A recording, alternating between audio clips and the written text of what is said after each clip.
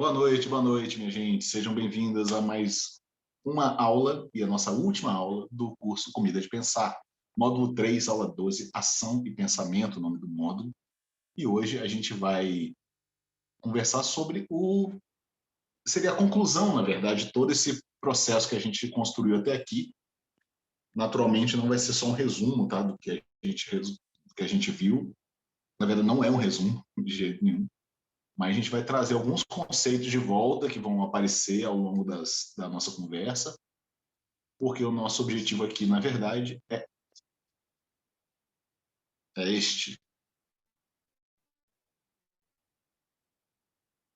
A gente vai conversar sobre o pensamento contemporâneo gastronômico. É isso que é a finalidade, né? O caminho ao qual leva o curso Comida de Pensar é justamente a pensar. Então, a gente não pode abordar outra coisa senão o pensamento. A gente trouxe até o módulo de ação, né, quando a gente fala das políticas públicas que representam a ação, quando a gente fala sobre, enfim, as crises, a tragédia da fome no nosso país e tudo mais. Tudo que requer ação, né, a gente coloca antes do pensamento, mas não é uma questão de vir antes ou depois, tá? É porque faz mais sentido metodologicamente para o nosso curso assim, mas a gente sabe que ação e pensamento são coisas que são com, com, com, como é que é? Concomitantes. Se não, claro, o pensamento precisa vir antes, né, para poder provocar uma ação de fato transformadora. Mas nunca é só antes e também pode ser depois ou durante.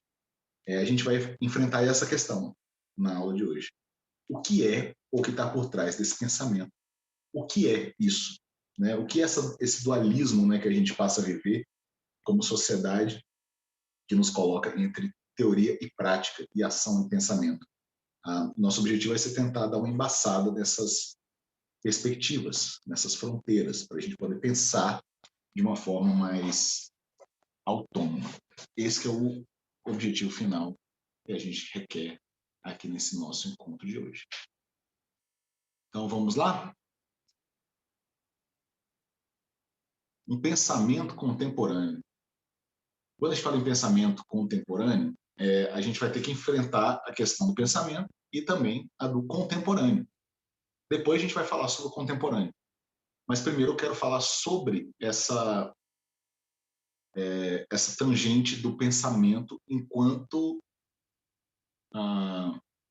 força motora, motriz, né, da ação, e também o pensamento como parte da própria ação, né?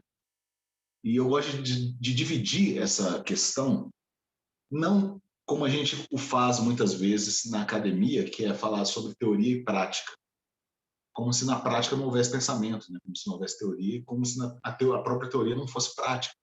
Então esse é um argumento que eu sempre desafiei muito, né, enquanto eu lecionava no IESB, Instituto de Ensino Superior de Brasília, onde eu lecionei da última vez. E o IESB teve como lema, aliás, eles montaram toda a estratégia de comunicação deles, quando começaram, há uns 20 anos atrás, foi baseada nessa ideia do teoria sem prática não dá em nada. O IESB teria feito isso justamente por conta de uma visão limitada, não só limitada, mas também com uma tecnologia um pouco defasada dos cursos de graduação em jornalismo, não só em jornalismo, né, mas jornalismo foi minha experiência, mas nos cursos que tinham esse viés pragmático de mercado, né, e que não tinham equipamentos à altura. Então, o IESB ele vem para tentar suprir essa carência de profissionalizar de modo técnico, né, e tecnicista a partir da instrumentalidade da coisa. Então, veio sempre essa fala a prática sem teoria não funciona, né? Teoria sem prática dá nisso. Nós fizemos uma série de propagandas, é um estudo de caso, inclusive, né, do ensino superior, se tornou um estudo de caso, né, o IESB, nesse sentido, e claro que passaram aí 20 anos, né, e ainda insiste-se nessa dualidade da teoria e da prática, entendendo que a prática, na verdade, ela sobrepõe a teoria a partir do momento que você tira, né, uma coisa de dentro da outra. Então, o quão teórico não seria você enfim, jogar o futebol, por exemplo, para pegar uma coisa super prática. O quão teórico não seria, sabe? O quanto que você não precisa ter de desenvolvimento, né, de inteligência mesmo, ou de, sabe, sacação, ou de perspicácia, para poder antever determinados movimentos, ou então para pensar, ou então para poder calcular, né, o caminho da bola. Então, a teoria está dentro do futebol. Isso aí é muito básico, assim. Do mesmo jeito, quando se fala ou quando se reivindica a ausência de prática, quando a gente está estudando, considerando, por exemplo, que abrir um livro e ler não fosse uma prática. Tá, gente? Então, perdemos um pedaço aí, né? Eu estava falando, na verdade, do IESB, eu não sei se vocês pegaram muito, né? Eu estava falando muito mais essa questão do IESB como exemplo, né? Para a gente falar sobre essa questão da divisão da teoria e da prática como sendo algo virtualmente desonesto, inclusive, né? Você tentar extrair de qualquer objetivo prático a teoria e você também eliminar a prática que acontece dentro da instrumentalidade teórica. Então, a chamada de atenção que eu tomei mais braba lá no IESB foi porque eu estava fazendo os alunos lerem numa disciplina que era prática. Então, esse foi o grande equívoco, né? Porque quando fala assim, prática, quer se anular a capacidade teórica e concentrar-se apenas no manejo, na artesania de alguma desenvolvimento de alguma coisa. E falando em ensino superior, você não pode mais falar só de prática pragmática, né? A aula em questão, inclusive, que eu estava falando, era uma aula que eu dava de direção de arte. E de fato, assim, eu sou muito teórico, né? Gosto muito disso, inclusive. Só que nesse caso específico, eu tinha feito o pessoal ler, assim, era 3 páginas, entendeu, de um livro, e falava muito bem sobre direção de arte, um livro que não era nada acadêmico, bem fácil, e que fundamentaria, enfim, toda uma proposta assim, de pragmática, inclusive, né, a partir dele. Então, a ideia de você olhar para a leitura, para esse desafio do livro, né, de encarar uma leitura como algo teórico e não efetivamente prático, porque afinal de contas você está aprendendo ali, isso eu acho um absurdo. Né? Então, a teoria que supostamente era, de fato, um eixo para poder te guiar no ensino de alguma coisa, ela deixa de ser, ou ela se torna teoria porque ela se materializa em livros, por exemplo. Então, a prática teórica estaria, então, relegada a esse obscurantismo do ensino superior. Enfim, não sei se as experiências de vocês também são muito próximas a isso. Vejo menos isso na instituição pública, né? Na UNB, no meu caso, e mais nas instituições particulares, a ponto de ter alunos, né? Eu tive alunos de cinema que os alunos queriam aprender a editar filmes, editar vídeos, e eu achava aquilo muito bizarro, né? Porque eles querem aprender a fazer as coisas, não, eu quero aprender na prática. E o entendimento de aprender na prática, na verdade, é assim, não, eu quero me tornar um profissional precarizado, né? Enfim, não formado, sabe? Trabalhando. É esse o objetivo, né? Sem considerar que essa instância universitária seria justamente essa instância de você aprender a pensar e como isso vai ser importante para a sua prática. Então, em vez da gente debater teoria e prática, eu gosto de pensar em outras 2 instâncias, a de permanência e a de reflexão. Agora, não estou cortando mais, né, gente? Estou tentando acompanhar aqui no meu retorno e, pelo jeito, está ok. Se tiver, vocês me deem um toque aí, tá? Pois é, eu não sei o que aconteceu com o meu Wi-Fi, gente. Sabe? O Wi-Fi mais caro da cidade. Eu comprei para esse curso, entendeu? Mas, enfim, né? Não adianta mudar de operadora. Você sempre vai cair em alguma outra que é a mesma coisa da anterior. Mas vamos lá. Permanência e reflexão. São esses 2 gestos que eu gosto de pensar, gosto de partir daqui. Antes disso, vamos ver um pequeno trecho, né, de uma apresentação de Amadou Costa e do Hamilton de Holanda, não sei se vocês conhecem, mas dois grandes musicistas brasileiros, instrumentistas, que são ases, né, dos seus instrumentos respectivos, né, o violão e o bandolim.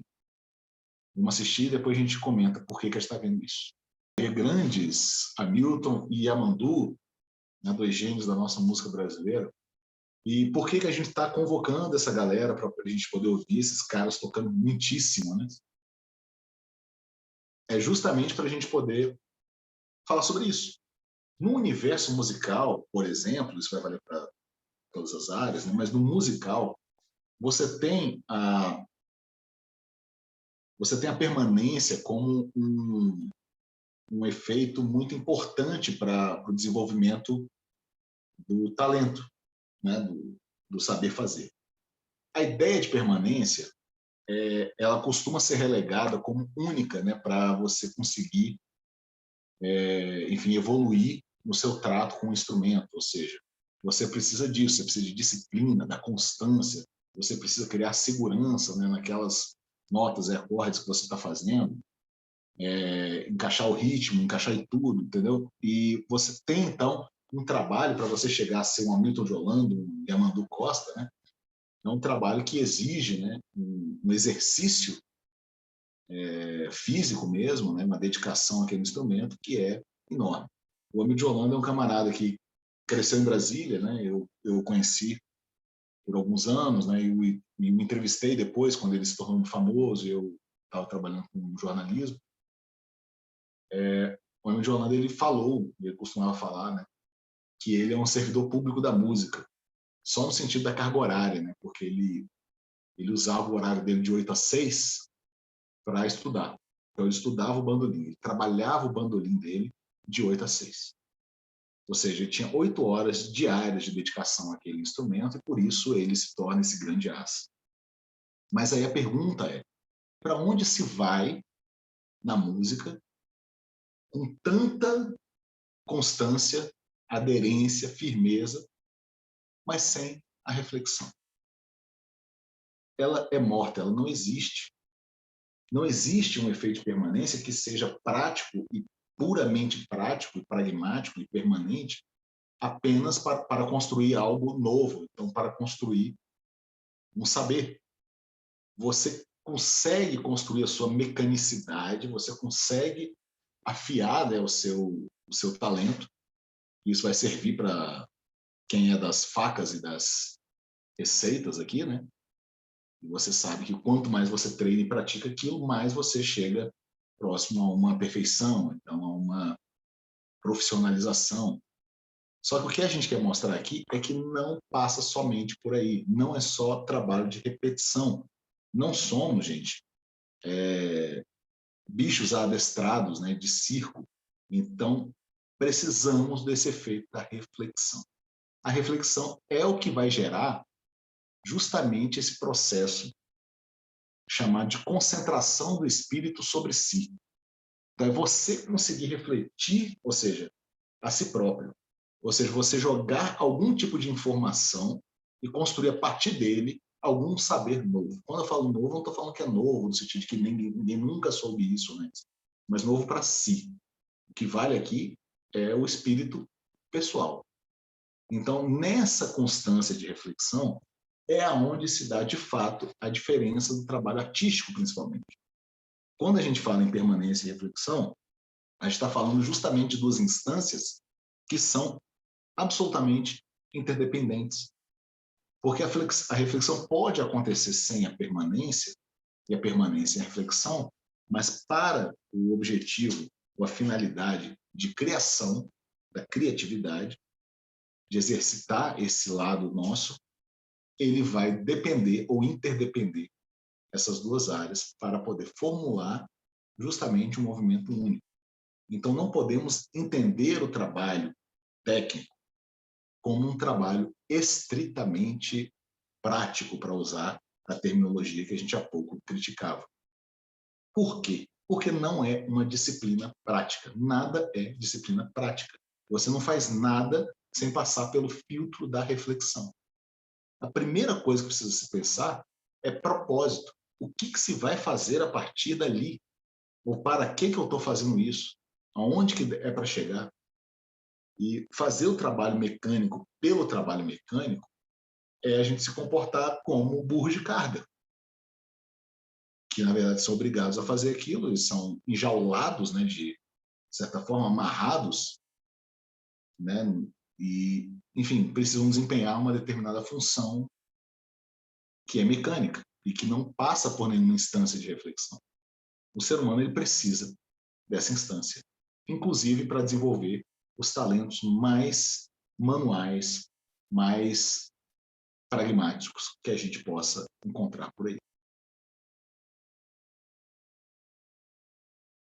Um exemplo interessante, daqui a pouco eu chego aqui, um outro exemplo legal sobre isso, sobre a ausência da reflexão e a abundância da permanência, significa também o fato de você poder passar a vida inteira perseguindo algo, perseguindo uma determinada perfeição, enquanto alguém que começou há 2 dias antes consegue atingir aquele mesmo objetivo que você ainda não chegou, mesmo trabalhando naquilo.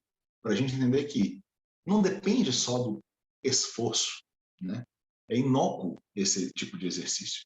E um exemplo bem curioso que eu gosto de trazer aqui nesse momento está no Karate Kid. Não sei se você já viu o Karate Kid 1. Obviamente a gente já está aqui no Netflix, já está bombando com Cobra Kai, né? Que é um spin-off aí depois de ter um tempo, né, do Karate Kid, trazendo os personagens originais e tal. Não sei se vocês estão por dentro ou gostam disso, né? Mas eu tenho meu lugar no Karate Kid, eu acho massa. Né? Foi quando eu comecei a fazer karatê. Lobão San. Pois é, vamos ver o Daniel San aqui um pouquinho? Aí já a gente comenta de novo. E aí, vocês lembram dessa cena, gente? A famosa cena de pegar a mosca com os hashis, né? E é isso. O seu Miyagi tenta fazer isso já não se sabe quanto tempo. Daniel San, na primeira tentativa dele, né, depois de algumas, ele consegue, então, executar o feito, né? Que seu Miyagi, inclusive, fala, né? Que o homem que consegue, né? A pessoa que consegue pegar uma mosca com rachis, consegue qualquer coisa no mundo. Então, ele acaba sendo, né, enfim, é uma piada dentro do filme, né? O Sr. Miyagi é essa figura, de fato, canônica, né? Um mestre e tudo mais. Mas aí tem esse alívio cômico, né? Que acontece e que serve muito para ilustrar isso que a gente estava falando sobre permanência e reflexão. Tem gestos que são gestos apenas de permanência, que é da gente tentar fazer isso. Se vocês entrarem na internet, eu não sei quantos de vocês gostam de perder tempo dessa forma, né? Porque tem várias formas de perder tempo na internet. Uma delas é vendo esses vídeos de pessoas que ficam fazendo coisas que são muito doidas, né? Assim, o cara quer acertar uma bola de basquete de cima de um prédio lá embaixo, na cesta, né? Ou então o cara que joga um CD com frisbee para entrar dentro daquela boquinha do computador. Enfim, você tem esse tipo de atividade, você vai desenvolvendo, né? E que se torna só isso, tentativa, né? Tentativa e erro a ponto de você chegar a algum objetivo muito pragmático. E a ideia de tentativa e erro está muito longe daquilo que a gente está pensando quando a gente fala em reflexão. Quando a gente fala em reflexão, a gente está assimilando o processo que envolve, sim, tentativa e erro, né, que envolve um crescimento de permanência, né, uma amolação da sua mente, dos seus dedos ou talentos, ou seja lá qual for, né, o recurso que você for utilizar para poder fazê-lo. E ele não vai existir sem a instância de reflexão. Ou ele pode existir sem a instância de reflexão, uma vez que o objetivo dele é meramente pragmático. Isso, quando a gente fala das artes, ele não é verdade. E não só das artes. Mesmo quando a gente for falar em gastronomia, que temos esse debate de se é arte ou não é arte, a gente já passou por ele, entendendo, inclusive, que esse debate vai continuar, ou seja, não fechou nada e não pretendemos fechá-lo. Essa conversa vai ser prolongada na próxima edição do Bicho Todo, tá, gente?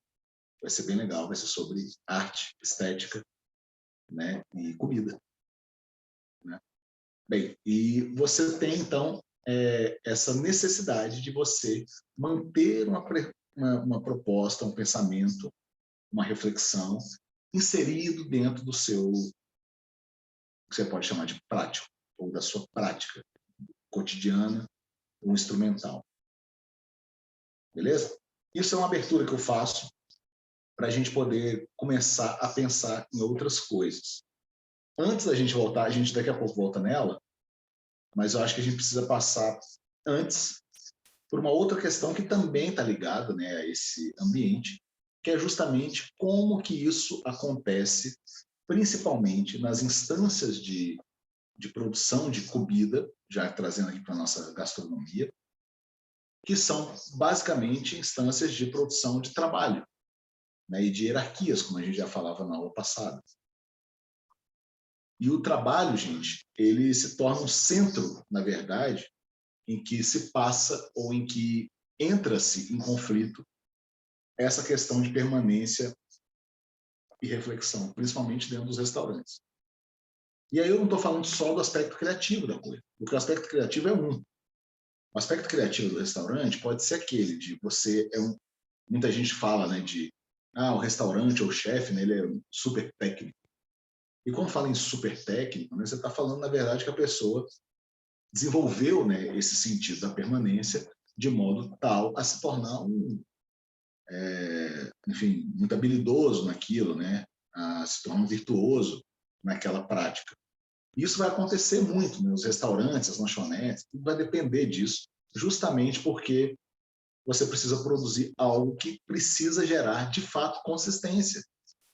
Um prato precisa sair igual ao outro, as porções precisam ser as mesmas, você tem que acertar o mesmo tamanho. Enfim, tem várias coisas que você vai precisar fazer que geram essa necessidade de permanência. Por outro lado, o trabalho ele gera um desconforto quando a gente vai pensar em reflexão, que é justamente o desconforto que passa pela instância do trabalho social. Ou seja, o trabalho social ele não é regido apenas por essas regras tão belas, né, que a gente fala das artes, nem as próprias artes o são, né? Mas no restaurante, o que tira, né, essa beleza lúdica da arte gastronômica ou da arte culinária, como a gente possa chamar, é justamente a distinção do restaurante. E aí tem dois aspectos que eu gosto de trabalhar aqui. Calma aí, a gente fechou aqui meu arquivo. Que são as instâncias de trabalho. A ideia do trabalho por semelhança e o trabalho orgânico. E aí a gente está falando das relações de trabalho.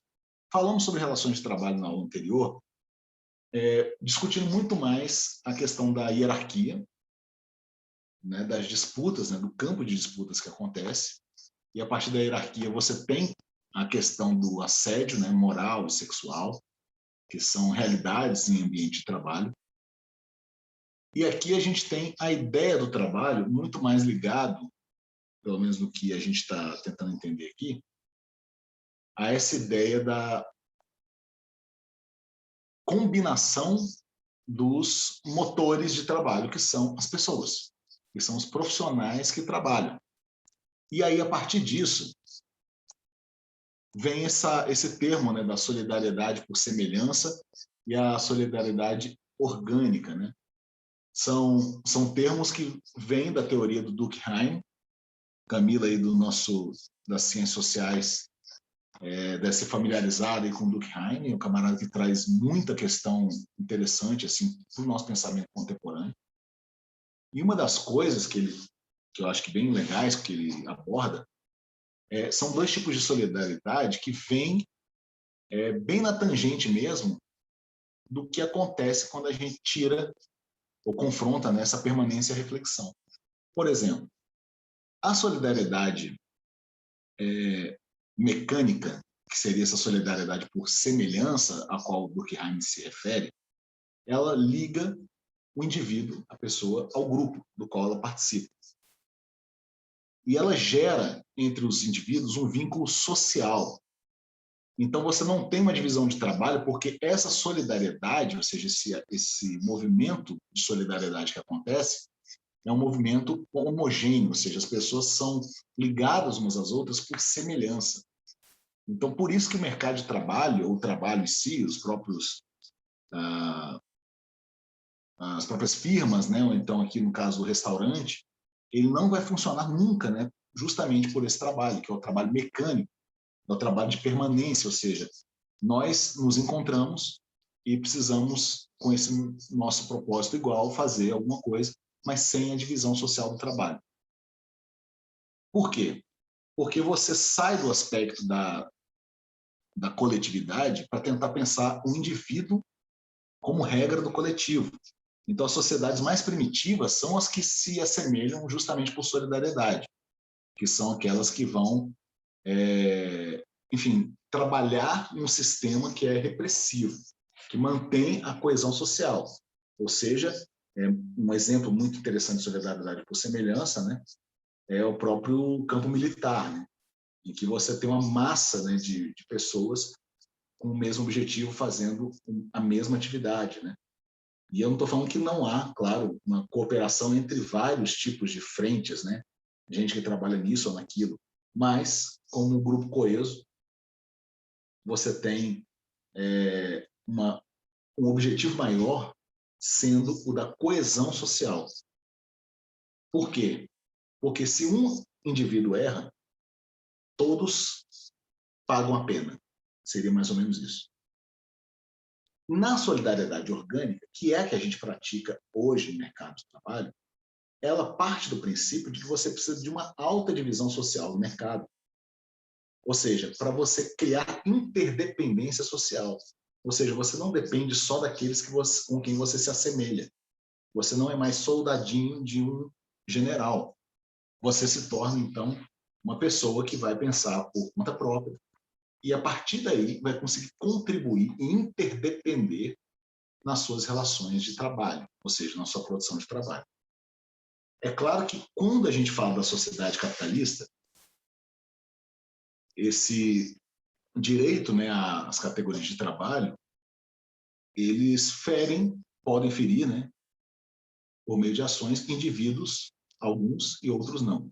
Ele vai criar vários tipos de contradições e vários abismos, inclusive sociais, e que estão demonstrados aí na prática, né, por meio da hierarquia do trabalho, no qual uns ganham muito, enquanto outros ganham muito pouco, para trabalhar a mesma carga horária, no entanto, com a divisão de trabalho muito clara.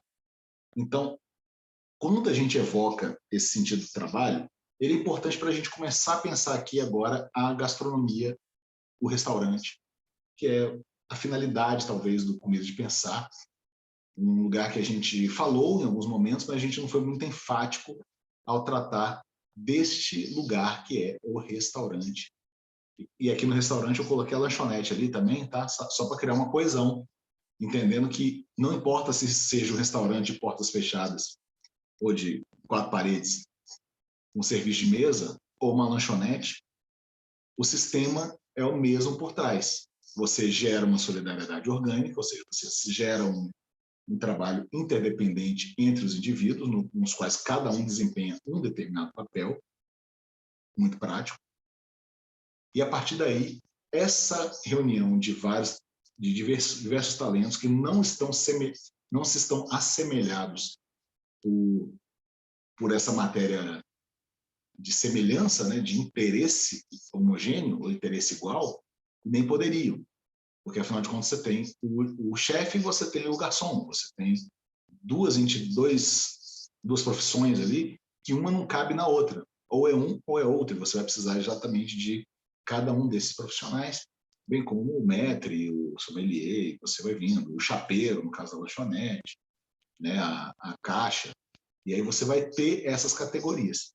Então, ninguém está ali se relacionando. É importante a gente tirar isso, até para tirar esse romantismo do restaurante que foi criado com o movimento da gourmetização, de que o restaurante trabalha-se por paixão.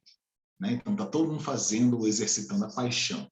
Quando a gente vê séries, ou então realities como Pesadelo na Cozinha, a gente fica absolutamente chocado, né, com essa realidade, assim. Tudo bem que é uma farsa, né, aquilo que o Jacquin faz, né, baseado no que o Gordon Ramsay já fazia, mas basicamente o que a gente vai ter nesse reality show é mostrando claramente que as pessoas não estão ali porque elas acreditam em alguma coisa, elas estão ali justamente porque é um posto de trabalho no qual ela está suficientemente capacitada para exercê-lo.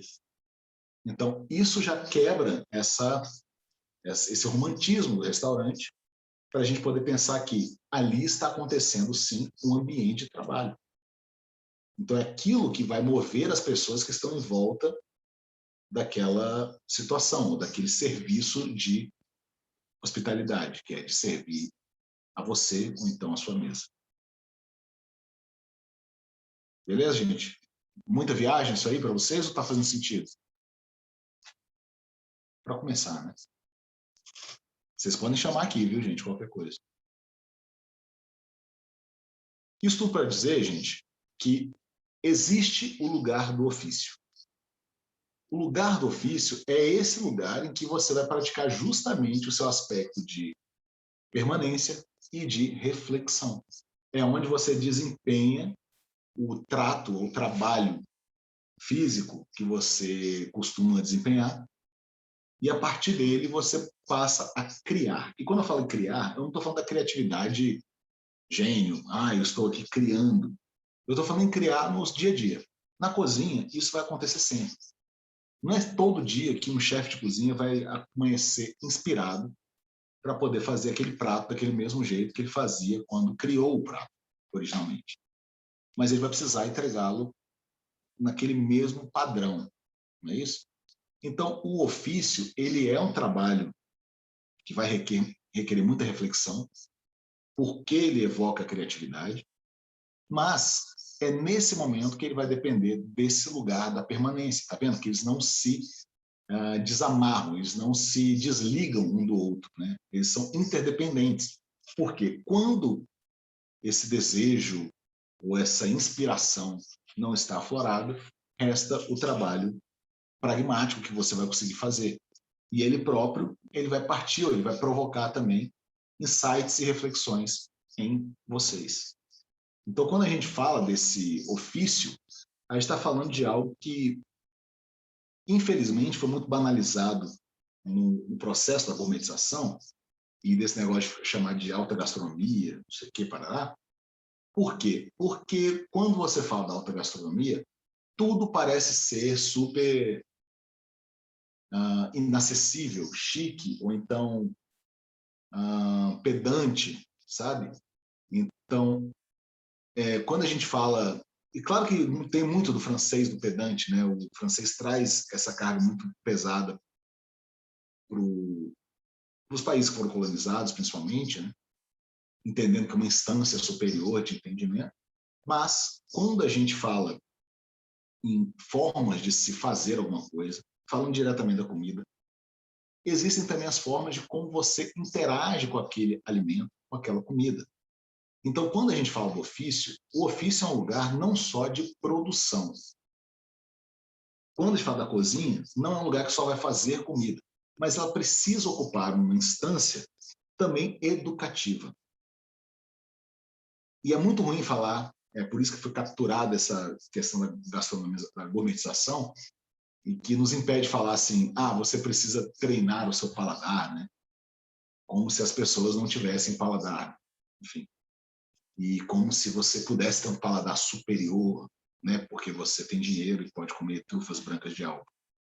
E não é nada disso. O que eu estou falando é, você pode sim ampliar o seu escopo de entendimento de uma refeição que seja, de uma experiência à mesa, a partir do momento que você se abre justamente para a compreensão dos gestos, das combinações e de tudo que aparece dentro desse ofício da cozinha. Então, gente, deixemos o pedantismo do lado e vamos entender que tem coisas que precisam ser feitas, ou comidas que precisam ser comidas, de um determinado modo. Então, a gente já naturalizou várias coisas, como, por exemplo, comer com as mãos, que nem os americanos, que não é comer com as mãos que nem os indígenas, que a gente perdeu isso. Mas a gente ganhou o comer com as mãos como os americanos, que seria comer um sanduíche. Sanduíche se come com as mãos, não é isso que você fala? Uma barra de chocolate se come com as mãos. Mas tem várias coisas que você vai comer com as mãos. Isso a gente já naturalizou. Agora, como você consegue fazer isso com a influência de culturas tão diversas que temos e que trazem diferentes perspectivas? Coisas que, inclusive, a gente não pescou quando a gente começou a exercitá-las. O exemplo que eu gosto de usar nesse momento é o da comida japonesa, especificamente o sushi, né, sendo uma das comidas japonesas.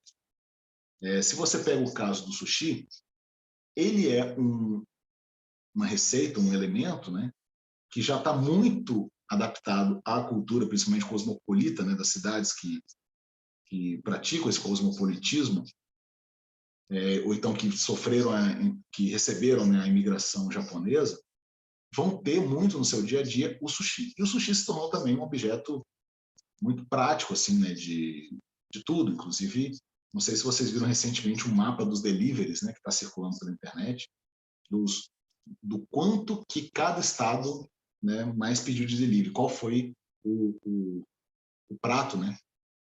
Então, no Pará foi o açaí, por exemplo, no Distrito Federal parece que foi pizza ou comida chinesa, mas tem alguns lugares como, se eu não me engano, alguns estados do Nordeste, do litoral do Atlântico, se bem que estão todos no Atlântico, né? Do litoral mais a leste, que era sushi, como o prato mais pedido. Então, o sushi ele se introjetou na cultura brasileira, só que não sem passar por todas as transformações que a gente teve. E a gente passou por essas transformações sem aprender, de fato, como se relacionar com o sushi. Então, a gente faz de qualquer jeito.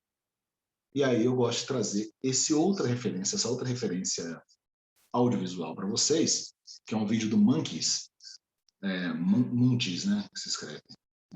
Eu acho que se pronuncia Monkeys, mas que mostra como você pode comer um sushi. Isso exemplifica um pouco isso que eu estou querendo dizer sobre o lugar do ofício. Pois é, foi mal. Eu estou muito por fora desse termo do gatilho, né, que o pessoal começou a usar. Eu só fui começar a entender isso, tipo, mês passado, tá? Mas, enfim, entendi agora o que é. Então, da próxima vez eu escrevo assim, olha, gatilho, hein, pessoal. Ah, já tem outro sentido aí? Eu não vou saber nunca, né, acompanhar essa galera. Pois é. Lindo, né, cara?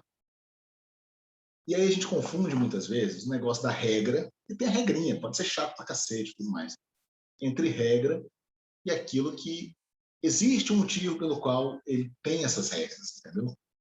Então não são necessariamente regras do tipo você não vai conseguir fazer ou comer, ou seja lá o que fosse, sem isso, mas faz parte do processo de você conseguir entender um pouco mais o que é aquela cultura, ou então o que é aquela receita, né? Ela te ensina e aprender com ela. Do mesmo jeito pelo qual, na primeira vez que eu fui comer um tacacá, para mim não fez sentido o tacacá me servir naquela cuia, né?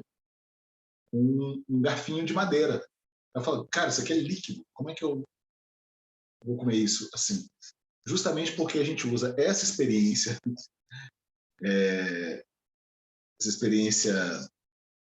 secular que a gente tem, né? Para poder tentar acessar algo que é cultural.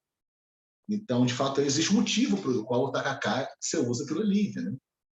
Você toma o tacacá com a mão, você puxa a goma e você espeta o caranguejo, o camarão. Então, assim, tem super uma explicação por trás disso. A mesma coisa sushi, né? É claro que você pode fazer o que você quiser, entendeu? Eu assisti esse vídeo com a minha esposa, por exemplo, ela adora sushi, e ela falou assim, eita, não pode mergulhar o gengibre no shoyu. Eu adoro isso. Não tem problema você adorar isso. Você construiu esse parâmetro de sabor e você está usando ele. Não é isso que ele está falando, sabe? Mas vamos tentar fazer 100 para a gente ver a experiência que ele te permite fazer. A mesma coisa a ideia do uso dos hashis, né? Que para algumas coisas você não precisa do hashi. A gente sopa o arroz no shoyu, o wasabi por cima, gengibre por cima, vai tudo. Camila, a gente é brasileiro, né, cara? Sabe? A gente é a terra do PF. Então, assim, é demais você pedir pra gente não pegar um prato com aquele tanto de coisa e não sair misturando aquilo tudo. É claro que é difícil, minha gente. Aí tem as maluquices que a gente faz, sushi de carne de sol, paraná, paraná. Enfim, faz parte do jogo, galera. Entendeu? Faz parte do jogo. Enfim, no Japão, aliás, eles fazem a mesma coisa, né? Não necessariamente com sushi, com esses elementos, mas com várias outras coisas. Né? Então, isso aí é uma questão mundial, na verdade. Né? A gourmetização, ela invadiu o mundo inteiro. Então, há essas expressões, né? De exagero e de deslocamento, né? Uma receita para um outro lugar, muito doido, né? Hoje mesmo eu estava vendo um amigo meu lá de Polenzo, que ele se tornou um influencer super sinistro, cara. Eu conheci o camarada, ele nem tinha Instagram, e aí agora ele está em, sei lá, ele virou um fenômeno, assim, sabe? Ele está morando em Nova York, e ele é padeiro. E ele fez, cara, uma receita que eu ainda mandei. Eu falei, caraca, bicho, aí se apelou, né? Que ele foi fazer uma receita de cookie. Só que era cookie recheado com s'mores. S'mores é uma sobremesinha que os americanos fazem em acampamento, né? Essas coisas da fogueira, de colocar o marshmallow na fogueira, e aí você faz um sanduichinho de biscoito, né? Um biscoitinho, como se fosse um biscoito maisena, assim, entendeu? Com um pedaço de chocolate e o marshmallow quente para derreter o chocolate, você come esse sanduíche. E aí ele colocou aquilo dentro de um cookie, de uma massa de cookie, assou e fez aquela coisa muito doida. Então, isso aí você vai mudando. A questão é o quanto a gente fica ofendido por essas coisas, né? E, obviamente, que há também assim, você pode passar do limite. Então, assim, a ideia do respeito, ela vai precisar vir em algum momento. Mas culturas muito abertas, o próprio sushi, que já se tornou algo popularizado, não tem mais como a gente exigir dele, entendeu? Que você use regras, que você não coloque isso ou você coloque aquilo, né? Enfim, o pessoal não está nem usando mais nem arroz de grão curto, né, para o sushi. Não é isso? Tem gente já usando arroz de risoto, inclusive. Ou então um arrozinho tijuão, longuinho, deixa cozer um pouco mais para poder prensar e faz, entendeu? Enfim, isso vai acontecer. Mas é importante para o nosso acesso, para a nossa reflexão, como consumidor, justamente entender assim, por que isso? Por que esses paramentos todinhos assim, para a gente poder comer essa comida? Sim, eu ia citar isso aí, Camila. Quando a gente quando falou de sushi, eu acho que eu pensei no tacacá por causa da matéria aí, do joio, né? Do joio também, essa, né? Ou não? É porque eu vi por outro lugar. Tem o Chepativismo, né? Que é um perfil bem legal, que sai divulgando um monte de coisa maneira. Mas eu acho que não foi deles especificamente. Aí, ó, vi um Shepa também. Interessantíssima adaptação, Carol. Interessantíssima, né? Você transformar, né, um show a partir do tucupi, brilhante, né, esse negócio. Aí a gente está falando de uma criação, de uma construção de uma cultura, né? Sabe? Uma cultura estrangeira que chega e ela precisa acontecer, né? Ela precisa fazer acontecer, ela precisa rememoriar, né, os seus dias do passado. Enfim, a gente vai fazendo isso. Quando a gente vai para um lugar que não é o nosso, né, a gente sente, né, a saudade de casa e vai tentar encontrar esses confortos, né, de casa em algum momento. Né? Quando você vai morar no exterior, não sei quantos vocês moraram no exterior, mas morar no exterior, onde você é estrangeiro, de fato vai alimentar umas ideias como essas. Eu mesmo que sempre quando viajei para o exterior, eu viajei pensando na comida de lá, então me recusava, né? O pessoal fala assim, tem um restaurante brasileiro ali. Eu falei, cara, a última coisa que eu quero é um restaurante brasileiro, entendeu? Eu quero a experiência do local, quero comer o que a galera está comendo aqui. Mas depois que você fica um tempo lá, né, e você cansa daquela comida e você fala assim, ixi, bateu uma saudade no cuscuz, aí o bicho pega, e aí você vai dar um jeito de fazer a sua cultura acontecer de alguma forma. Isso é muito bonito. Eu acho muito massa, achei muito massa a matéria também. Bem, gente, o papo de hoje é sobre restaurante ainda. Só que vamos tentar vencer, vamos tentar ultrapassar aqui, ou passar, né, pelas propostas de pensamento contemporâneo. O que é o pensamento contemporâneo? O que significa isso? E aí eu separei 3 categoriazinhas para a gente poder pensar, que é basicamente o que a gente fez aqui no curso de pensar. Sendo que a última instância é a que a gente vai praticar no nosso texto. Quem quiser se sentir desafiado aí a fazer o texto do bicho todo, a gente vai praticar esse terceiro naco de pensamento. Pensamentos contemporâneos a gente pode colocar primeiro como um pensamento sociológico. A ideia do pensamento sociológico é um pensamento que nasce com um objetivo muito importante, que é de separar a sociedade epistemologicamente, né, em disciplinas. Então, todo o nosso ensino formal ele se baseia no pensamento sociológico, tá? Da disciplinaridade. É claro que a disciplinaridade ela vai abrir para outras várias denominações, né? Vai se desenvolver e vai virar outras coisas a partir do espírito do tempo, né? De cada tempo. Então, a gente falava muito sobre disciplinaridade, quando a gente fala assim, não, isso aqui é da sociologia, isso aqui é da comunicação, isso aqui é da psicologia, isso aqui é da não sei o quê. Você separava tudo isso. E aí veio a ideia da multidisciplinaridade. A ideia da multidisciplinaridade, ela te permitia olhar ou perceber ou construir um saber a partir do acesso a várias disciplinas.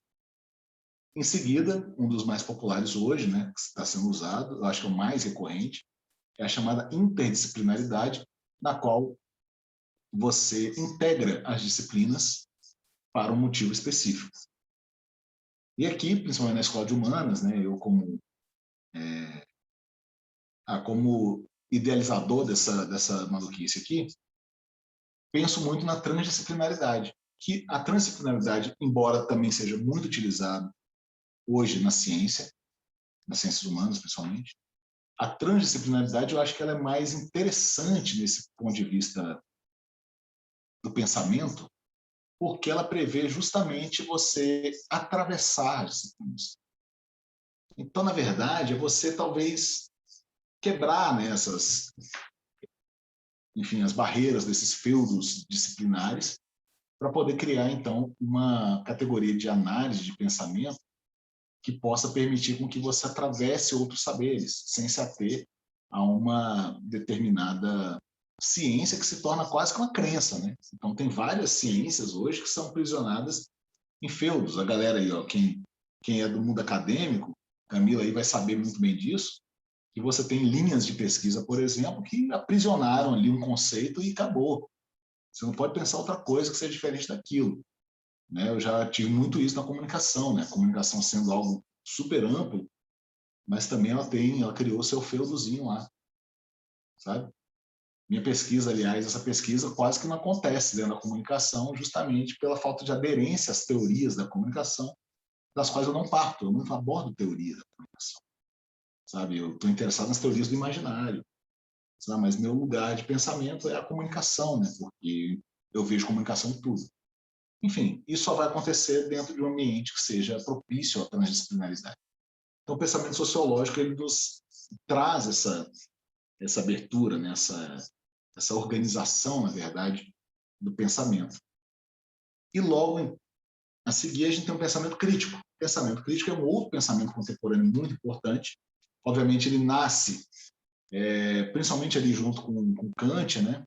Não quero dizer que não havia pensamento crítico antes, mas ele lança a luz a essa ideia da crítica e do juízo, né? Como um valor intrínseco para você construir o pensamento.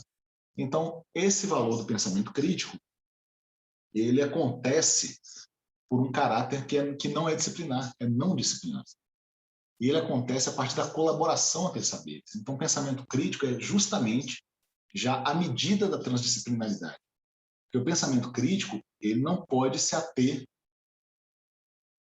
a um pensamento nichado, né? reducionista, porque se ele é crítico, ele precisa, então, desafiar normas, ele precisa desafiar verdades. Então, uma coisa importante para a gente trazer aqui é a busca pela verdade. Ela é uma busca que não vai terminar nunca, e a gente precisa estar consciente disso. A verdade não vai chegar. Aliás, se chegar, a primeira coisa que a gente vai fazer vai ser questionar, né? Entender por que chegou, se chegou e por que isso é a verdade. Então, ela vai abrir um outro movimento também cíclico. O outro, o terceiro pensamento contemporâneo que eu cito é o pensamento autônomo. Esse pensamento autônomo, gente, é o grande objetivo nosso. Por quê? O pensamento crítico já está despertado aqui. Dentro desse próprio curso, com as interações que vocês fizeram, a gente já construiu aqui o pensamento crítico. Entendeu? A gente já se abriu a ele. A gente já está confrontando algumas verdades e questionando algumas situações ao nosso jeito. Só que, até o pensamento autônomo, esse é um outro pulo. É o famoso pulo do gato, né? Vai ser esse, o do pensamento autônomo, que é o quê? É pensar por conta própria. Quando eu falo em pensar por conta própria, gente, não se apavorem, porque ele não é essa ideia de que você precisa criar algo absolutamente original na sua cabeça, de ideia. Porque não existe tal coisa.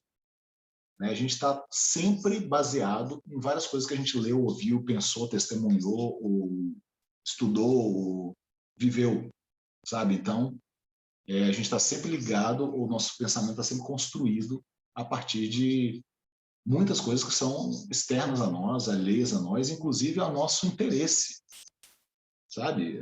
É aquela ideia de você ficar com uma música na cabeça, sabe? Você tem determinados temas e tópicos que vão aparecer. Isso era muito mais comum, né? Continua sendo, mas é muito mais comum na época da TV aberta, né? Quando você tinha a TV aberta como nosso único recurso audiovisual, né? Do dia a dia. Então, você não selecionava muito o que você queria ver, porque entrava uma propaganda, você ia ver a propaganda. E aquela música da propaganda, ou a música de uma, enfim, da propaganda de uma novela, né? Aquela trilha sonora, né? A vinheta, aquilo vai ficar na sua cabeça. Então, aquilo vai ser uma informação que você não quis ter, mas você teve ela organicamente. Né?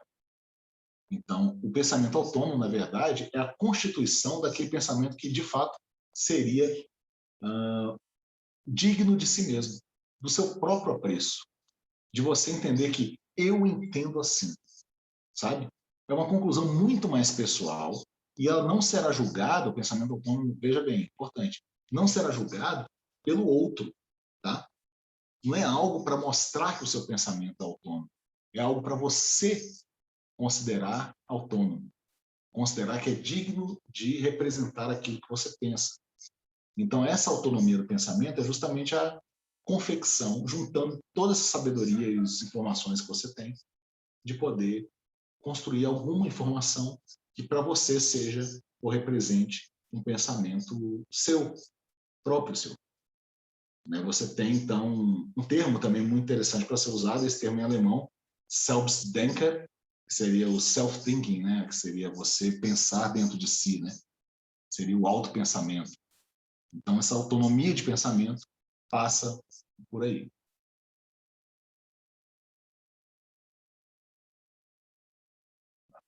Já vou chegar lá. Esses são os pensamentos que a gente colocou. Agora, e o contemporâneo, gente? O que é o contemporâneo? Me contem. O que vocês pensam quando fala-se em contemporâneo?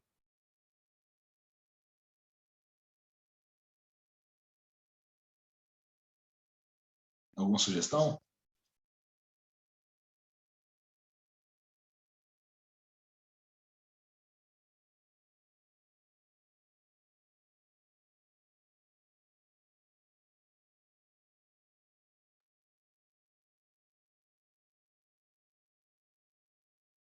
A Camila já evocou aí o Byung-Chul Han.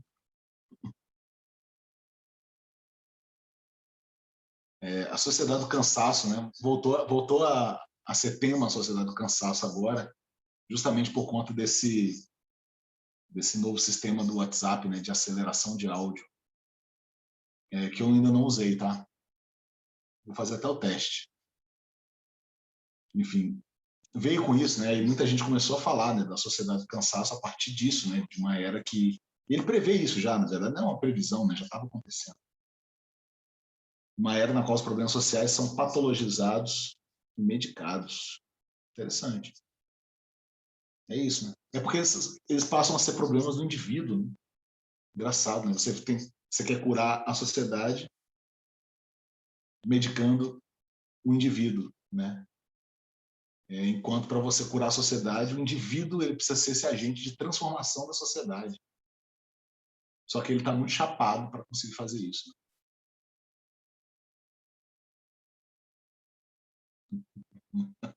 Pode ficar à vontade, Camilo. Se animou aí. Duplo pensar, né?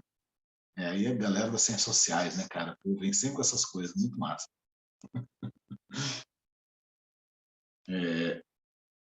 A ideia do contemporâneo, gente, ela é uma ideia que gera, né, um desconforto enorme, epistemológico, obviamente.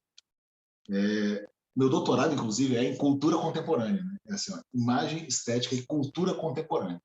E aí a primeira coisa que eu perguntei para o meu orientador é: tá, o que é a cultura contemporânea? Ele falou: ih, rapaz, não começa não. Porque, de fato, você vai ter várias formas de observar, né? Mas a ideia do contemporâneo me agrada também muito. Eu tenho usado esse termo de algumas formas, aqui, obviamente, né? Me agrada muito a ideia do contemporâneo, porque o contemporâneo, se a gente for pensar no sentido de em tempo simultâneo, né? Que é algo que ele significa também, ou seja, é contemporâneo, ele é simultaneamente aquele tempo, né? A esse tempo. Eu acho que ele vai nos acompanhar por muito tempo, tá? Eu não acho que ele seja um substituto, né? Ou nem que pós-modernidade substitui, mas a ideia do contemporâneo é muito interessante também para isso, porque a ideia do contemporâneo ela traz para a gente uma coisa de estar à frente do tempo, no tempo presente, em qual ainda vivemos. E esse termo contemporâneo, ele foi um termo que foi sacramentado pela, pelo mercado gastronômico. O mercado gastronômico abusa, usa do jeito que quer a ideia do contemporâneo. O contemporâneo virou a grande vedete, né, do mercado gastronômico contemporâneo. Por quê? Veja, o mercado gastronômico ele vem de ciclos. A gente não abordou muito isso, né? A gente deixa para falar agora. Ele vem de alguns ciclos. Quando a gente fala, então, por exemplo, da Nouvelle Cuisine, né, a nova cozinha francesa, é uma cozinha que vem ali nos anos 60 e 70. É uma cozinha que vem tentar deixar a tradição francesa de uma forma mais bem apresentada, que eles chamariam então de refinado. Então, a partir desse momento, a cozinha francesa, que sempre foi muito farta, inclusive, né, a gastronomia francesa clássica, ela é sempre muito farta, são pratos grandes, né, peixes inteiros, são coisas assim. Ele se torna, então, algo muito modesto, muito pequenininho, muito sutil. Então, a ideia desses pequenos pratos, e o nosso imaginário concebeu isso, né, de que a cozinha francesa, a comida francesa ou a comida contemporânea, pensando no viés da nouvelle cuisine francesa, seriam em pequenas porções e um número absurdo de etapas a se cumprir. Então, a ideia de pequenas porções ficou muito calcificada, né, no nosso imaginário brasileiro, por exemplo, quando a gente fala assim, a porção francesa, isso aqui, não é isso? Está até no jargão popular, né? Quando alguma coisa vem mal servida, a gente já logo remete à ideia do francês.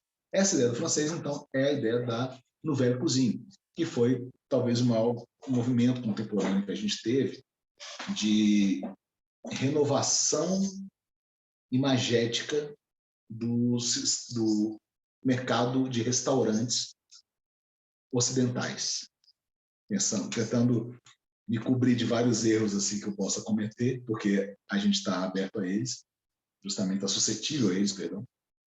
Então, na gastronomia contemporânea virou uma miscelânea, assim, uma apelação geral para ser vanguarda. Vanguarda. Vanguarda Em muitos lugares é um lugar hipster. Em outros lugares ele não é nem um pouco hipster, ele é só realmente, enfim, brega, sabe? Ele pode ser, ele aparece de várias formas. Ele aparece com cheiro de naftalina, né? Ou com cheiro de condicionador de barba, né? Da galera hipster. Então, assim, você vai ter a cozinha se modelando e se remodelando à medida do tempo. Então, nossa era contemporânea, foi muito importante a Nouvelle Cuisine nesse sentido, mas ela trouxe também essa carga desse imaginário. E aí, quem contribui para poder consolidar, ou então avança, né, no sentido também de transformação imaginária, tá, gente, da gastronomia, é o Ferran Adrià, com seu El Bulli, né? Ele foi esse mítico restaurante que ainda existe, tá? Ele fechou, mas existe. Eu pude participar de uma palestra, né, de uns caras do El Bulli. Eu não sei qual que era o cargo dele, porque eles têm uns cargos muito doidos lá, né? Inventaram novos cargos, assim. Carol, o que é hipster? Ainda não entendi esse termo.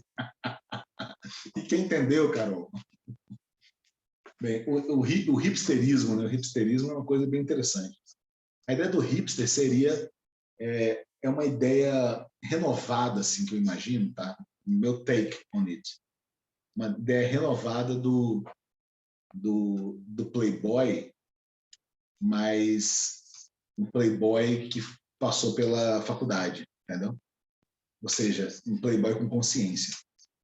Então ele vem muito por aí, eu acho, sabe? Ele vem, na verdade, se referir a um grupo, né?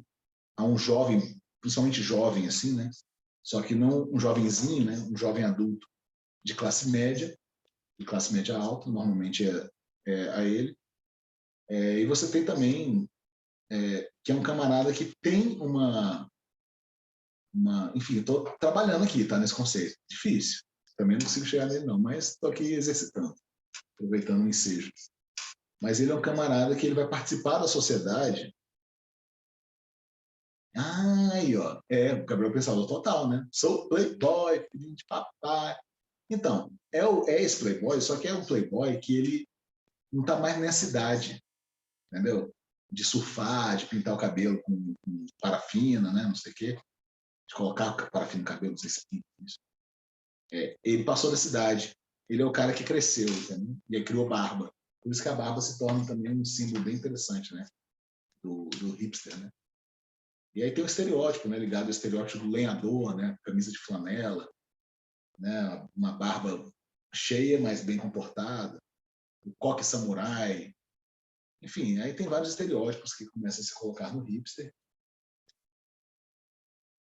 Mas também tem a ver com a elite branca que romantiza o passado, a pobreza, veste de forma antiga, gosta de música underground, quem conhece, ritmos antigos, são cultos, gostam de ler e entendem de arte, mas tem muito a ver com gentrificação. Massa, muito bom. Muito bom. Eles se apropriam do espaço da periferia e elitizam esse espaço. É isso mesmo. Foi o que aconteceu com o grafite, né? O grafite é um movimento que se tornou hipster justamente com essa violência que a Camila retrata aí. Veja bem, o grafite ele sempre foi uma forma de protesto, né? Sempre foi uma voz da periferia e diferentemente de muitos outros países, a maioria talvez, o Brasil é um dos poucos que difere, né, grafite de pichação, porque pichação é grafite, grafite é pichação, tudo é grafite, não tem diferença, porque o objetivo do grafite é você criar realmente um desconforto, né, uma ruptura, né, na paisagem a partir da sua interação urbana, né? Então ele não tem só esse sentido. Então o hipster ele vai se apropriar disso. E no restaurante contemporâneo, legal, vai dar para juntar isso aqui. E no restaurante contemporâneo, o que vai acontecer é que ele vai domesticar o grafite. Então você tem uma era agora, nos últimos 10 anos aí, o grafite entrou nos restaurantes. Vocês provavelmente já foram em restaurantes todos grafitados, assim. Hoje mesmo passei por um. Eu vi, eita, tem um grafite nesse restaurante. Porque o grafite é justamente, ele foi aprisionado. Ele sai do muro externo e passa a ocupar um muro interno. Né? Ele se torna peça de museu, sabe? Então, ele fica dessa forma, né, higiênica, porque ele não está mais na rua, não está mais exposto a condições climáticas, ele está dentro do ar-condicionado, e o grafite, então, ele passa a simbolizar uma outra coisa, uma arte urbana, uma expressão que é muito mais vanguardista e descolada do que é, de fato, que ela é. O grafite é a expressão da rua, né? Uma expressão de voz de pessoas que não são ouvidas ou atendidas pelos seus clamores, né? Na participação social, né? Pelas autoridades, ou então tem voz. Então, o grafite dá voz a elas, né? O grafite vem junto com o rap, né? Com o hip hop, né? É um dos 4 elementos do hip hop, né? O hip hop tem 4 elementos, um deles é o grafite, é uma expressão do hip hop. É periférico, é negro, né? E ele começa a ser usado, então, justamente por brancos do centro. Então, de fato, é uma gentrificação que acontece, e no restaurante não é diferente. Gentrifica-se. Então, o restaurante contemporâneo, ele carrega esse peso também da gentrificação e da soberba. E a ideia do contemporâneo, ele nunca perde o viés contemporâneo, porque no velho cozinha ela era contemporânea e aí se torna vanguarda. Quando passa. É o Bully que veio com a técnica com os estudos do Hervedis, né? O El Bulli, ele se baseia muito nesses estudos químicos, da transformação química dos elementos, dos alimentos, e faz o tal da cozinha molecular. Inaugura essa nova fase, que seria uma fase da cozinha contemporânea, que até pouco tempo ela era muito utilizada para se referir à cozinha molecular. Falava-se uma cozinha contemporânea, você tinha que ter esferificações de não sei o quê, você teria que ter fumaças, gel, sabe, espumas de não sei o que lá. Então, esses termos todos são termos que vêm, né, inclusive envelhecem mal, né, dessa vanguarda espanhola, né, do El Bulli, do Ferran Adrià, que virou uma febre mundial e tudo mais. E depois disso você tem essa ideia do contemporâneo super difusa de hoje, que está se apropriando, inclusive, do discurso farm to table, ou seja, da fazenda à mesa. Então, esse discurso ele começa a participar do discurso contemporâneo também. Então, a moda agora é você usar ingredientes locais, é você utilizar cadeias curtas, né, de produção para poder chegar até o restaurante. Então, você chama o artista da periferia para poder pintar o seu grafite dentro do seu restaurante. Só que você vai dar para ele, né, o que você quer que ele pinte. Então, ele perde toda a expressão. Né? A mesma coisa vai acontecer com a comida. A comida é asséptica. A comida contemporânea, nesse sentido, ela é uma domesticação de vários dessas vanguardas que passaram, misturadas com uma tentativa de se elitizar, para transparecer, né, na verdade, para valorar, né, o seu preço seu ticket médio, e então fazer sentido para quem está pagando aquela grana toda para comer aquele tipo de comida. Então, a ideia do contemporâneo ela foi sequestrada pela gastronomia para se referir, basicamente, a lugares caros. Então, a comida contemporânea ela não é contemporânea. Ela se faz contemporânea à medida que você usa essa narrativa para poder elevar o seu ticket médio. E um exemplo que eu gosto de usar muito assim, para essa conversa é um videozinho do Porta dos Fundos, gente. Não assisti aqui? E aí, minha gente, já tinham visto esse? Legal, né? Cara, esse é muito bom, cara. Esse um vídeo mais antiguinho aí do Porta dos Fundos, eu acho ele sensacional. Eu comecei a usar ele, eu não tinha topado com ele no início do Começo de Pensar, né? Tem umas 3 turmas só que eu comecei a usar, porque eu topei com ele e falei, cara, é isso mesmo. Né? Ou seja, ele usa, né, a comédia do absurdo, né? Ele vai, exagera pra caramba ali, mas para trazer uma realidade muito, muito próxima, né? Não é só a ideia do raio gourmetizador, mas até a nossa própria abertura para a experiência dentro dessa concepção do restaurante contemporâneo, ela muda. Você começa a aceitar coisas que você não aceitaria em outra ocasião, em outra circunstância, né? De forma alguma. Então, o que você tem é é um desenho, né? Uma imagem, sabe? É uma ficção, uma romantização. Por isso que eu falo, gastronomia é uma ficção, gente. Porque você está ali para experimentar algo que você já sabe mais ou menos o que você vai achar. Então, a ideia do restaurante contemporâneo é isso, é uma representação, uma materialização da nossa expectativa quanto à ideia do restaurante contemporâneo, a ideia de experiência estética.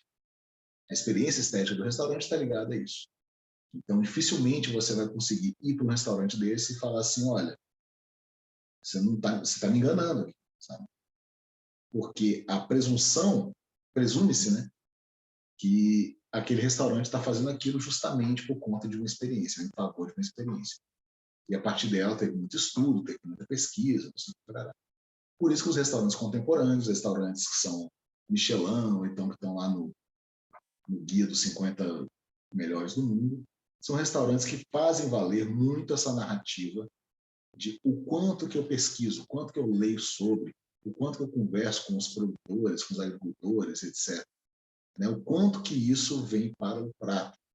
A gente sabe, obviamente, que nenhum restaurante funciona ou precifica seus pratos somente a partir do custo dos ingredientes, porque realmente é uma operação custosa, né? Tem várias coisas envolvidas, tem folha de ponto, né, dos trabalhadores, né? Ou seja, você precisa honrar com vários compromissos, mas usa-se a ideia do contemporâneo, ela permite, na verdade, um abuso justamente dessa percepção, dessa abertura que se dá à ideia do novo, mesmo esse novo cheirando naftalina, que é o restaurante contemporâneo dos dias de hoje. Não é isso, gente?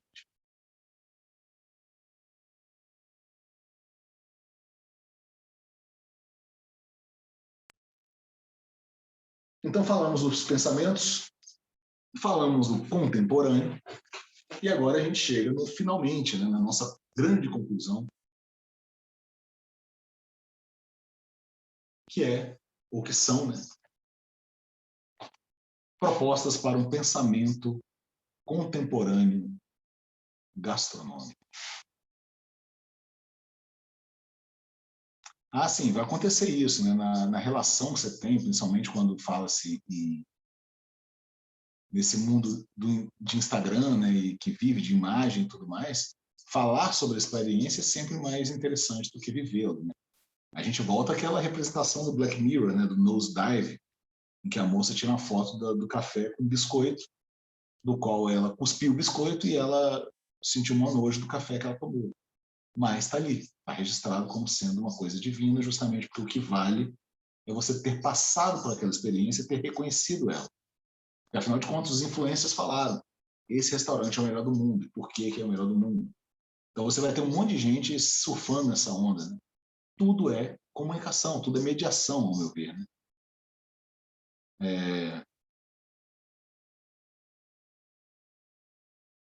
O que a gente está falando aqui, gente? Ah, sim. A gente ia começar com as propostas, né? Propostas para um pensamento gastronômico contemporâneo. Ou seja, a gastronomia, por mais que tenha ou carregue consigo todas essas contradições, carregue consigo todas essas violências, que são resultado, na verdade, da transmissão da nossa cultura, né, gente? Isso aí acompanha e vai continuar acompanhando, tá? Mas o pensamento gastronômico contemporâneo, ele precisa se valer de algumas coisas interessantes, de uns aspectos que eu acho que valem a pena da gente pensar mais e considerar, a fim de pensar gastronomicamente e contemporaneamente. Sim. O primeiro deles está em forma desse termo em alemão aí. Quem souber alemão me ajude depois. Das Unheimliche, ou também chamado de o inquietante.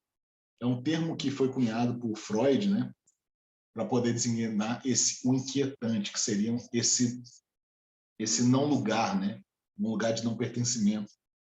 Ele vai, na verdade, abordar muito mais essa relação que a gente tem entre o que é familiar e o que é estranho. Então, esse momento é chamado de das Unheimliche. Estranhar o familiar e se familiarizar com estranhos. Então, você se aproximar daquilo que lhe é estranho e se afastar daquilo que lhe é familiar é um movimento absolutamente necessário para a gente poder pensar a gastronomia no mundo contemporâneo. Porque o nosso mundo está absolutamente contagiado de várias coisas. É muita informação e muitos movimentos acontecendo juntos, né? Então, aquilo que a gente está cada vez mais próximo, a gente precisa de uma distância dele. A gente precisa olhar por uma outra lente, com uma lente estrangeira. E aquilo que lhe é estranho, aquilo que você olha já de um modo estrangeiro, você precisa adotar uma postura como se aquilo fosse familiar para você. Então, esse inquietante é isso, é esse momento em que você fica justamente nessa inquietação de estranhar aquilo que te é familiar e se familiarizar com aquilo que lhe é estranho. Ou seja, você está nesse ponto de pressão, né, de inquietude, e que é díspare, né? É um ponto super controvertido e que não tem nenhum acesso muito prático a ele, tá? Não tem como a gente vir falar assim, e como que eu pratico isso? Bem, não sei, talvez entendendo. Vale a pena dar uma lida no texto, um artigo até pequeno do Freud em que ele aborda esse termo, né? E vale a pena para você poder conseguir, talvez, exercitar da forma como você entendeu. Então, esse é um dos primeiros passos, né? O primeiro passo que eu colocaria para a gente pensar gastronomicamente.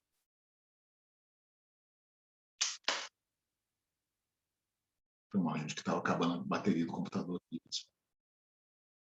Viajei um pouco. O segundo passo, a segunda proposta para um pensamento gastronômico contemporâneo é derrubar as fronteiras reais e imaginárias e abandonar as polarizações infecundas, gente. Não dá em nada a gente ficar criando pequenos feudos de conhecimento ou de saberes, que a gente vai criando mesmo, tá? E a gente cria narrativas e a gente se liga a elas e não solta delas nunca, né?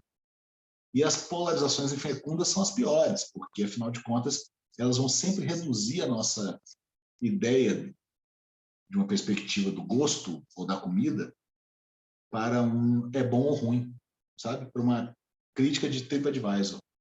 Então, a gente precisa abandonar essas polarizações e compreender que, no meio dessas polarizações, há uma discussão enorme que precisa ser confrontada. E, muitas vezes, é uma discussão que você precisa se abrir a ela, sabe? Então, para a gente poder conseguir pensar autonomamente, a gente precisa disso, a gente precisa esquecer esse 8 ou 80 da nossa vida.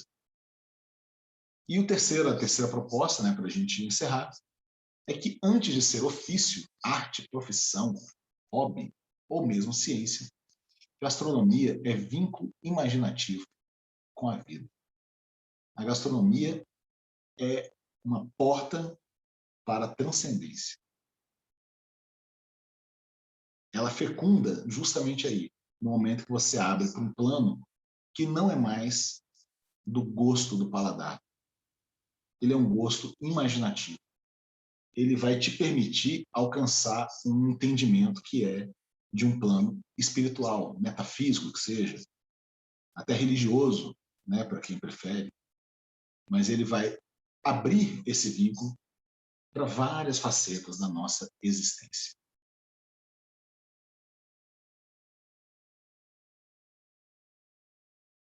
E este é o final do curso Comida de Pensar, gente.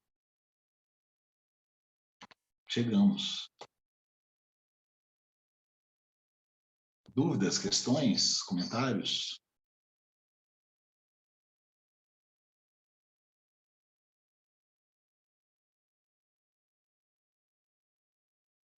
Que tristeza. Bem, as propostas são 3 propostas que eu coloquei, mas não são as propostas, tá? Vocês agora que acrescentem outras propostas. Pratiquem esse pensamento gastronômico contemporâneo, seja lá o que esse negócio é, né? Ou possa ser, que eu mesmo ainda estou tateando nesse campo. Fiquem à vontade para comentar, para falar alguma coisa. E a gente, a partir de agora, né? O que acontece a partir de agora? Para a gente poder fechar. Agora a gente tem a nossa revista O Bicho Todo. O Bicho Todo vai sair uma nova edição, então já tem até a capa para vocês, sabe? Vou dar um spoiler aqui. Ah, tá. Vocês vão receber o certificado de conclusão de 24 horas de curso. É um curso livre, portanto, é um certificado de curso livre.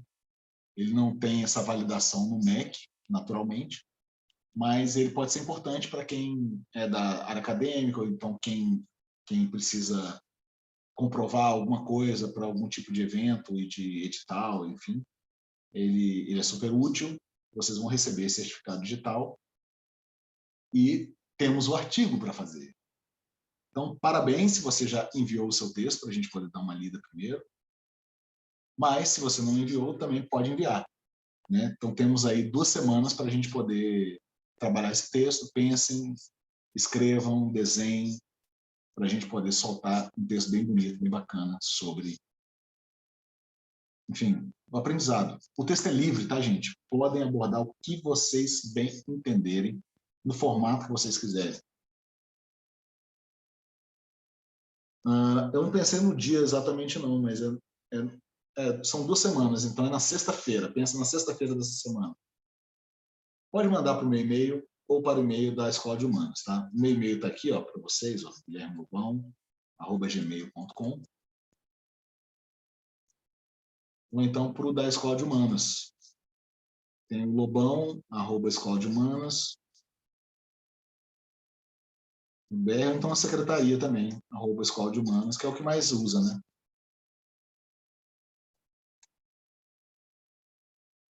Para qualquer um, tá show, beleza, gente? Então a gente fecha normalmente na sexta-feira dessa segunda semana que a gente está prevendo. Então, semana que vem, sexta, na outra sexta, sem ser da próxima semana, da outra. Beleza? Mas aí já fecha mesmo. Então, é importante entregar um pouco antes, porque sexta-feira já é o fechamento. Então, vou pegar o texto já para colocar. Deixa eu colocar aqui o spoiler prometido, gente.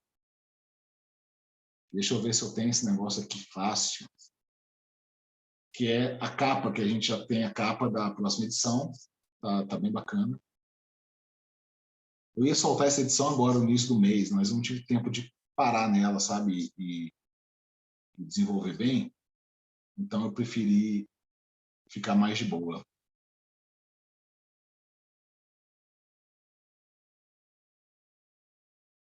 Pronto, achei.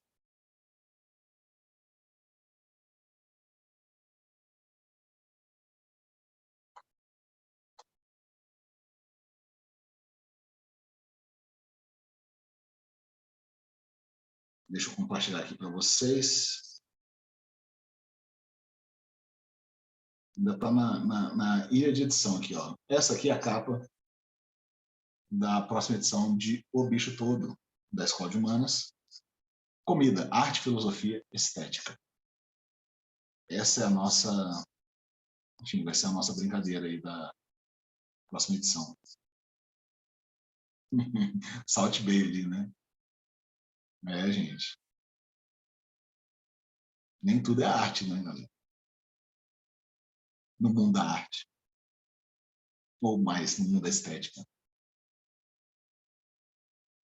Então, essa aqui é a nossa capa. Eu espero que vocês possam participar dessa edição, que vai ser muito bonita. Mesmo se o texto de vocês não tiver nada a ver especificamente com arte, estética e filosofia, não tem problema, tá? Esse é o ensejo da edição, mas a gente pode abordar outras coisas também. Não tem nenhum perrengue. Então, agora eu espero o artigo de vocês, para a gente poder encerrar. Bem, nós somos a Escola de Humanas, a Adri, nossa diretora executiva, eu, que vos falo na parte educacional, e o Marcinho, nosso consultor de marketing. E, pela última vez, valeu, povo. Muito obrigado por virem até aqui. A gente se vê, né? A gente se topa. Eu fico aberto aí para vocês mandarem enfim, uma trocação de ideia, alguma dúvida, se vocês quiserem conversar depois, só chamar. Beleza, minha gente? Foi um prazer estar aqui com vocês. Foi super divertido. Valeu, que bom, que bom. Obrigado, obrigado, gente. Então, falem para as amigas que a gente vai ter a oficina, né, de escrita gastronômica semana que vem, e logo em seguida, em julho, a gente entra com a nova turma do Comida de Pensar. Então, cérebro fervilhando, é isso que a gente quer. A ideia é essa. Tá? Isso aqui é, na verdade, um ponto de partida, né, gente, para a gente poder pensar essas coisas. Tem muito mais coisas a se avançar nessa conversa. Aqui é um microcosmo, né, daquilo que a gente pode pensar em termos de comida. Então, eu que agradeço vocês, foi ótimo. Galera que está assistindo a gravação, que pena que vocês não puderam estar aqui, mas muito obrigado pela audiência. Então, fiquem com o curso, se tiverem dúvidas, chamem, e eu espero o artigo de vocês. Então, valeu demais, minha gente. Até por aí. Um beijo.